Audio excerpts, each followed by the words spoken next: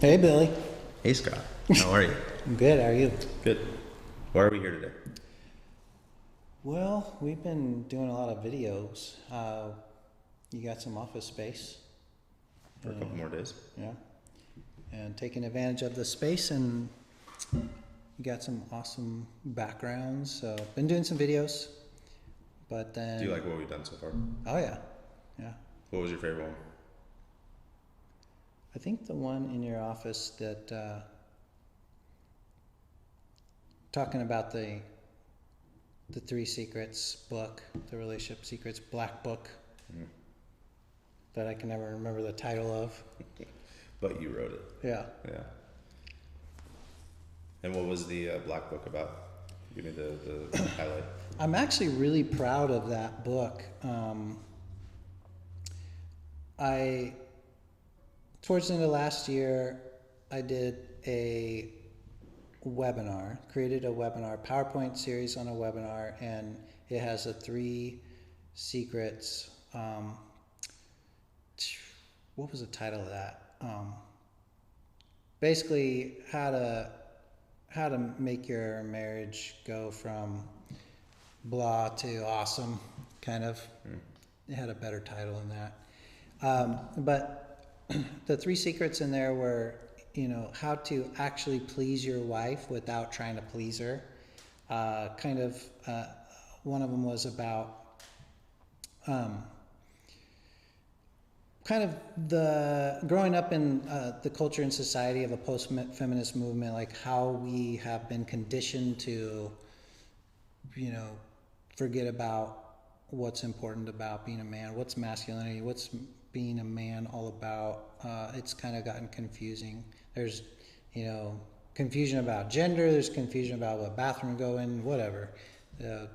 Knowing how to be a man in a relationship. I think there's been a lot of man hating and man bashing. So just like getting permission back to be a man in a relationship. So we talked about that. And then what was the other secret? Oh, that if you're in relationship trouble, you don't have to have counseling. What men want, in particular, is a system, step-by-step process they can follow. So when I was asked to write a little ebook, it was based on those three secrets. So I started out that way, and then I turned that into Caleb, who's on our team, and he said, needs more. So I took some stuff from another document I have, which is the blueprint for how to be masculine in marriage. So I took some stuff from my blueprint for how to be masculine in marriage and added it into those three secrets, and the Relationship Secrets Black Book was born. I'm really proud of it because I think out of everything that I've put out there and I've created, especially in print, that a guy can take that and really run with it. It gives literally the steps. I think there's like 6 steps. I don't know them off the top of my head, but basically it really gives guys a real look at, okay, first of all, this is going to be freaking hard. If you want to change your relationship, if you want to take it from it's not working well to thriving and passionate, it's going to be really hard work. So I talk about the mindset of the, like the next 90 days, just, strap in, hunker down, and apply this stuff. I talk about, surrounding yourself with a group of guys. This is hard work. You're going, toe to toe with, if you want to change the relational dynamics in your relationship, you're going toe to toe with your wife and confronting like relational patterns. You're going to need some support for that. So getting together with other guys who are kind of like-minded. One of the paradigm shifts is, if you want to please your wife, you really have to stop trying to please her. And I kind of break down, I call it the game you can't win versus the game the game you can win. But the game you can't win is trying to please your wife. And it's sort of just a paradigm shift. And so I just kind of walk guys through this process, and I think that book really does a good job of, at least giving the high level of that. Mm-hmm. Walking it out is another story. I think getting some help, getting a mentor, getting a coach, I think is a really important part of the process. But if you want to go it alone, then, it's in there. Yeah. There's a lot to unpack there. But I want to ask, so knowing that I want to ask about the awakened man mm-hmm. piece. I like the name awakened man. It has the presumption that you are asleep or mm-hmm.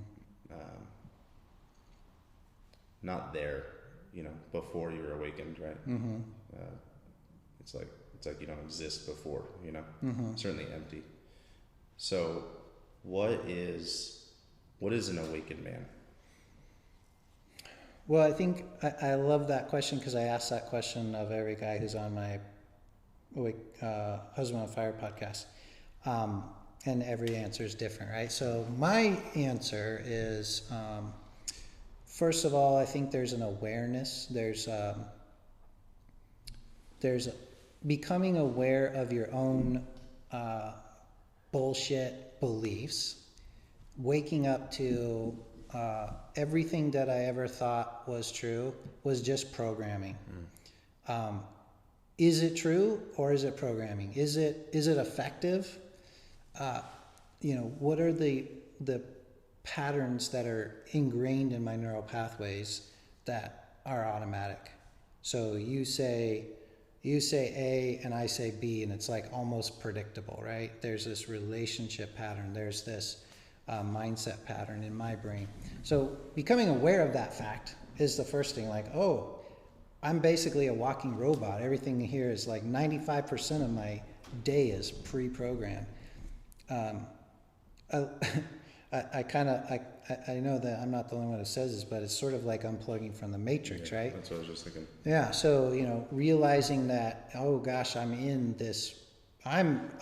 operating on a program and I'm in a program, and sort of just like waking up to that and unplugging and then realizing that I can reinvent, that I can question everything about myself and say, okay, am I being the most effective I can be, or am I just, following rituals and habits that are unquestioned?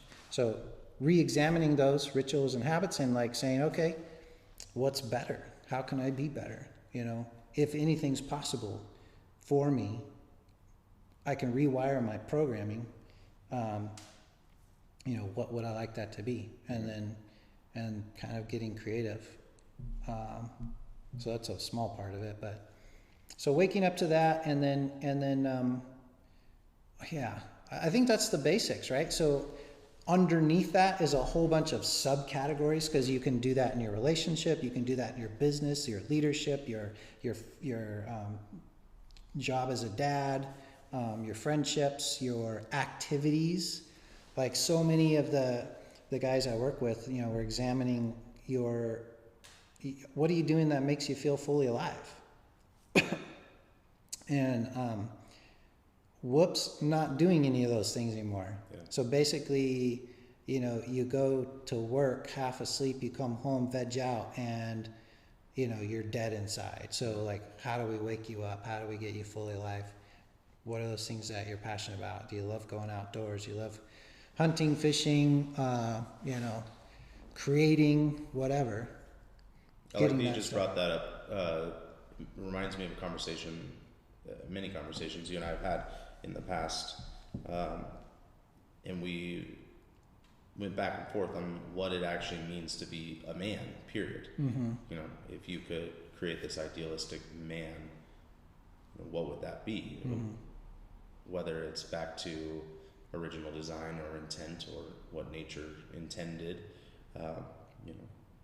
there's clearly a distinction between a man and a woman, right? Mm-hmm. One's not better than the other, it's just different. Have you thought more about that question, what is a man, And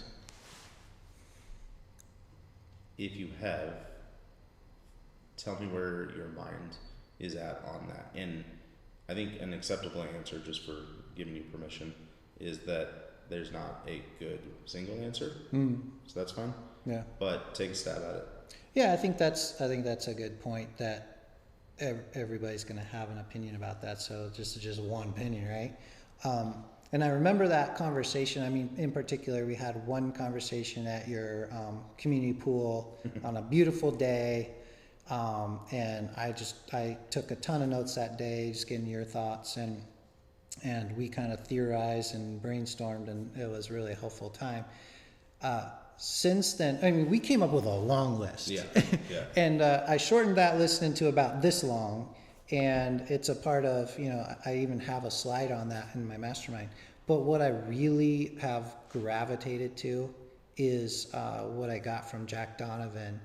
And he did this research and looked back over centuries of what is masculinity, what is a man, and he looked at all the way back to like Roman soldiers, and what he came up with was 4 tactical virtues of masculinity, which is strength, courage, mastery, and honor.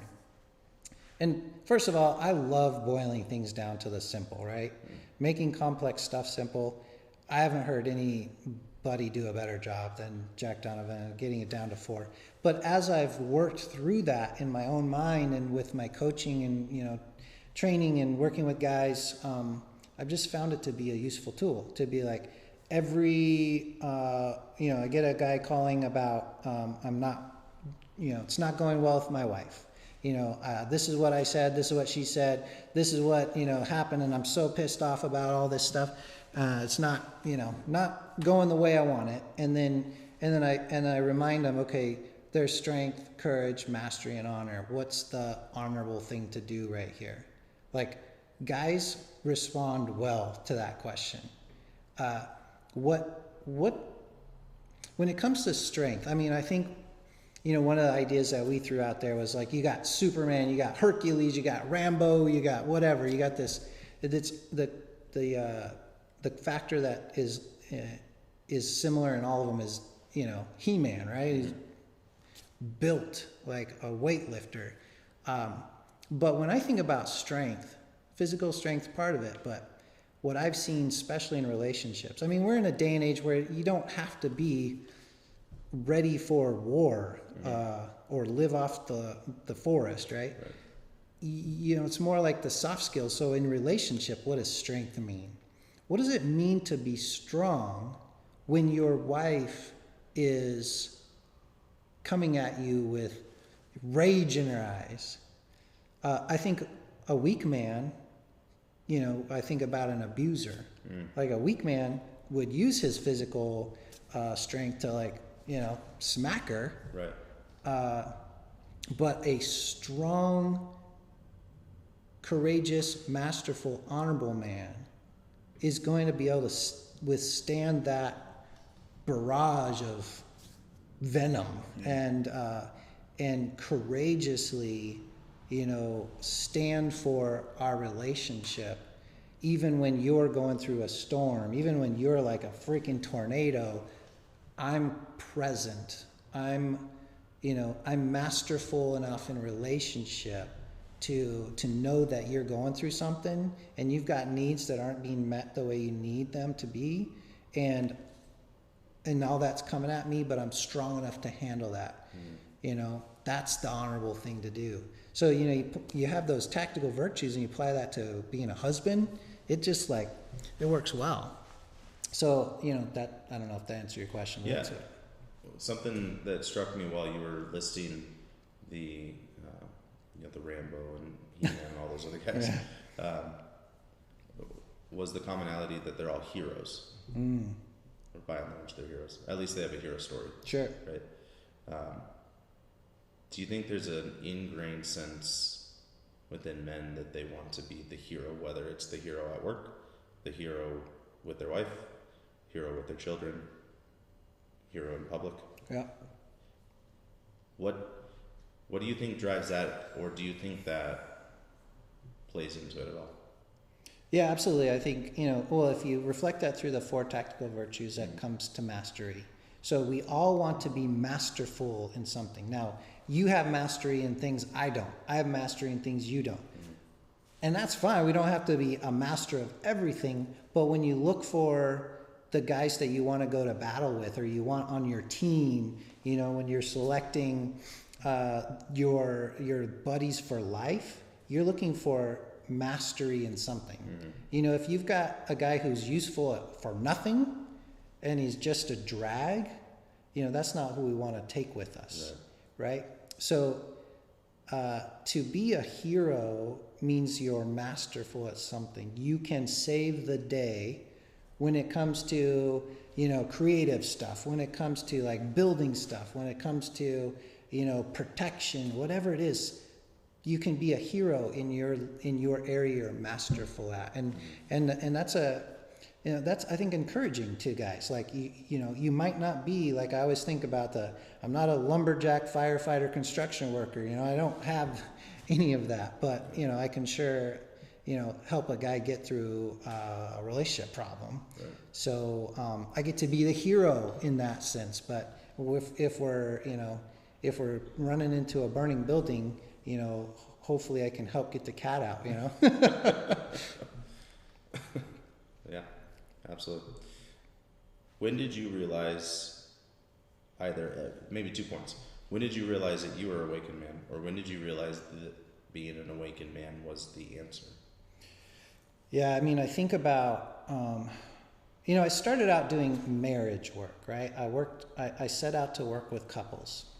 And I've been doing marriage work for 10 years, but it was about 3-4 years ago where I really got serious about it. And I was like, okay, Tanya and I have been through some junk. We've learned a lot. How can we help other couples? So I never set out to be a men's coach or to talk to guys about anything. I didn't have that belief in myself. So I'm sort of like, in this space, a reluctant hero, like, pick anybody else to lead men. I'm not that guy, But after a few years of doing marriage work, and of course I'm working with couples, I'm working with half the couple is a guy, and frankly, the guys that I was working with, time after time, were these like lumberjack, firefighter, construction worker guys. They're like these, I'm looking at this macho guy. But I realized about a year ago that for whatever reason, I'm helping these guys who I respect and admire as macho men, right? Like, I don't see myself as this masculine giant, but these guys I see as this masculine giant. Like, this guy's got it going on. Like, I would like to be like that guy, but for whatever reason, I'm helping him. And so back to that mastery, right? Before I knew the words to articulate it, I didn't really feel like a hero, right?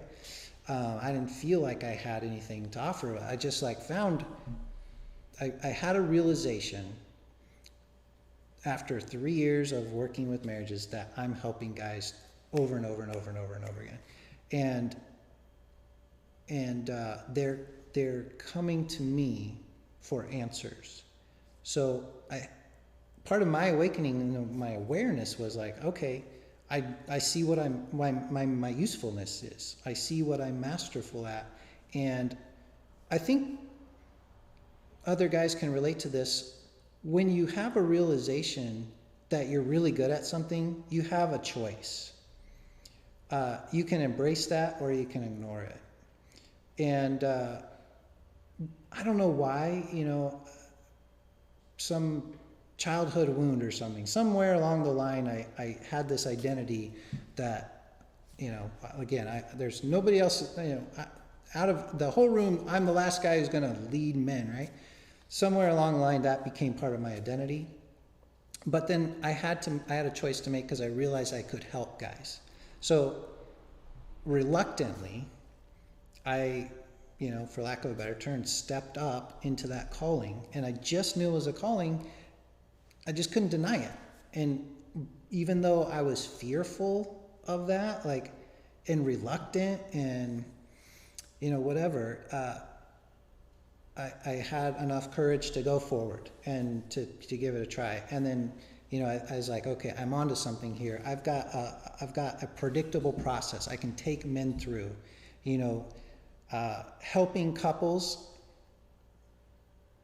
I have this ability to help the couple best by just working with the guy and helping that guy be a better husband, be a better father, be a better man.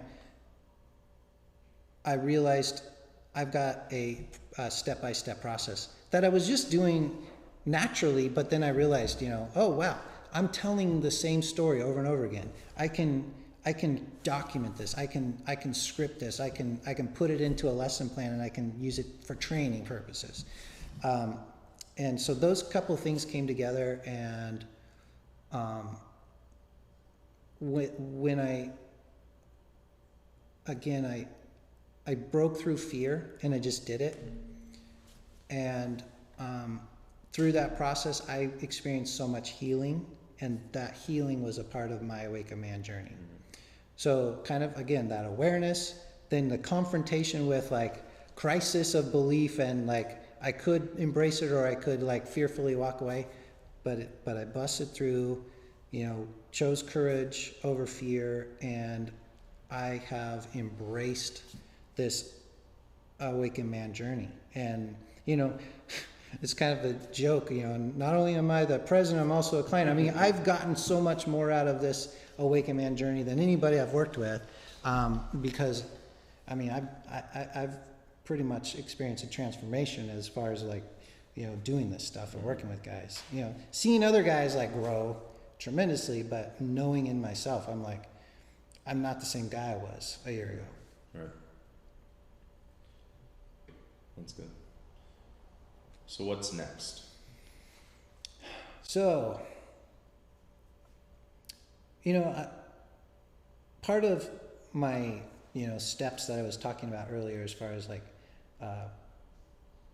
becoming that awakened man, embracing that masculine presence and all that stuff, is joining with other guys. So I'm really focused on building that community. The Awakened Man community is just a gathering place of like-minded guys. I like to think of it as a movement. You know, I'm dreaming if it becomes a movement, if it impacts culture, freaking amazing, right? I dream about that. But if it doesn't do anything like that, and I just help a few guys here and there, that's good enough, right? Just, you know, transforming relationships, transforming one man at a time, is where I'm going to be for the foreseeable future. And hopefully we bring others with us. You know, I think part of the process is you get that healing, you get that transformation yourself, and then you look for another guy you can bring along. So if that becomes the pattern, I will be, you know, on top of the world as far as like, you know, seeing that maybe I had a spark in that. Good. I don't have any more questions. Cool. Yeah, you answered a lot. I think that was good. Thanks, Billy. Appreciate it. Yeah, thank you.